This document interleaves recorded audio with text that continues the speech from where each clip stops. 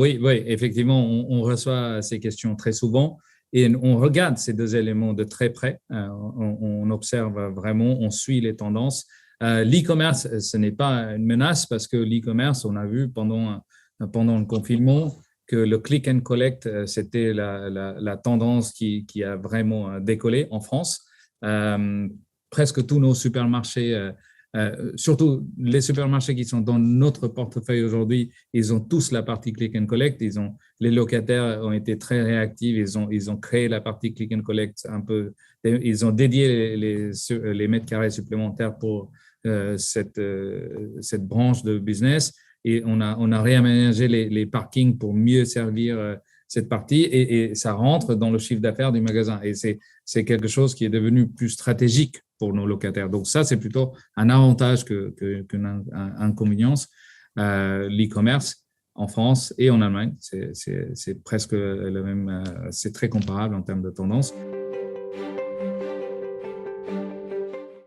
Et quand on parle de quick commerce, oui, quick commerce représente une proportion très petite aujourd'hui de la vente globale, moins d'1% du marché de la distribution alimentaire.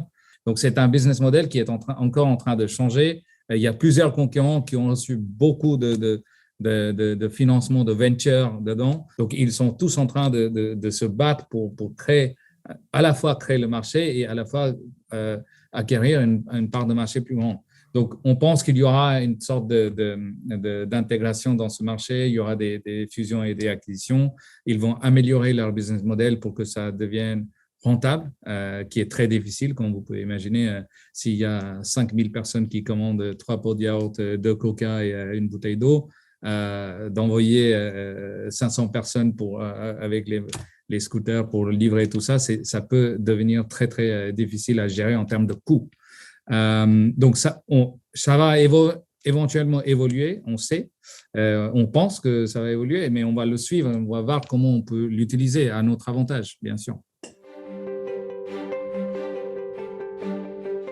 Oui, on a entendu ça pendant longtemps, mais en fait, ce n'est pas vrai du tout. Nous, en tant qu'investisseurs chez Green Man Art, on préfère investir dans des supermarchés et des hypermarchés. Parce qu'il ne faut pas oublier qu'aujourd'hui, c'est très, très difficile d'acheter un terrain et construire un hypermarché, d'avoir le permis, la licence, etc. C'est très, très compliqué.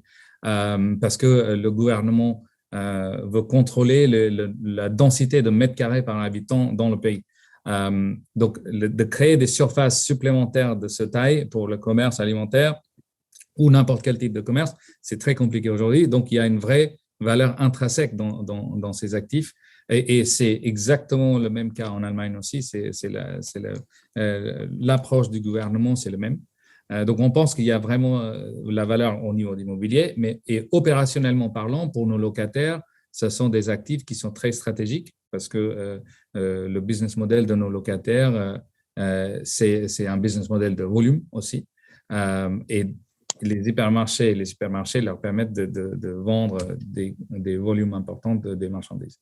Et la preuve aussi, quand on regarde, la preuve, c'est quand on parle avec les locataires, les enseignes, ils sont prêts à signer des baux longs, fermes, de 10 ans ou 12 ans en France et 15-20 ans en Allemagne. Donc, ils ont de la confiance aussi qu'ils veulent garder et sécuriser ces magasins pour eux.